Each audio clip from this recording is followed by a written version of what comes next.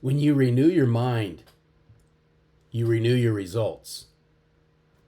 Let's reflect on that this week. When you renew your mind, you in turn renew your results.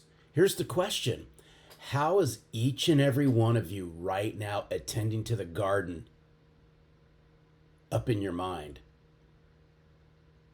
And as you think about that today, tomorrow, and the rest of this week, are you fertilizing your mind, or are you allowing weeds to grow in your mind? In Romans, hear me out on this one. This one's going to be good. In Romans chapter 2, in Romans chapter 12, verse 2, goes on to say this. Don't conform to the pattern of this world, but be transformed by the renewing of your mind. Are you conforming or are you transforming? I encourage all of us, embrace this message of renewing your mind, because if you do, you will soon start to cultivate a life. And I'd say a life both personally and professionally that reflects your deepest values and your beliefs. Unfortunately, not many of us stop for just a moment to unpack what our values and what our beliefs in, both personally and professionally. And if you can do this, I really believe this. This is going to lead to a more profound sense of fulfillment and purpose. And isn't that what you all want?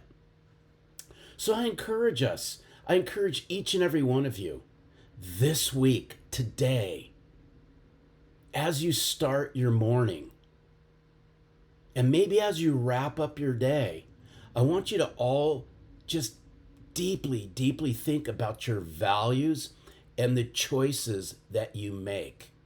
You see, we all have choices. And the first choice that we have is how we show up. How are you showing up? Furthermore, how are you renewing your mind? What are you allowing up here? So I'm going to give you some ideas. Maybe you can go grab a pen, go grab a sheet of paper or digital notepad. I'm going to give you some ideas on how you might start to renew your mind. And here's the first one. Reflect on your values. I'm going to encourage everyone, stop, think, what are your values? Write them down. Furthermore, maybe what do you want to be known for? Write down your values. What are you deeply convicted about? Again, what do you want to be known for? Here's another one to renew your mind around. How about continuous learning? That one could catapult your professional career. When I think of continuous learning, it could be simple things as reading books. What kind of books are you reading? Are they personal development, professional development, leadership, spiritual, faith-based? What are your clients reading? What trade journals might they be reading? What podcasts are you listening to? What are you feeding your mind with? That's what I think about with continuous learning. Here's another one. How about practice simple thing? Practice mindfulness. What do y'all think about that one? Here's another one. This one could catapult both your personal and your professional career. How about surrounding yourself with a very supportive inner circle of friends? Who's in your inner circle? Who's on your board of directors? Are your friends lifting you up or are they tearing you down? Who are the 5 closest people to you that could catapult your career? Who are your coaches, your mentors? Do you have those in your inner circle? Here's the last one when I think of some ways that you can renew your mind. How about this? How about serving others? I really believe there's a massive difference between service and to serve. I'm here to serve as opposed to being of service. To serve means to be proactive, to go on the offensive. In service, though I do believe in service, that's defensive oriented.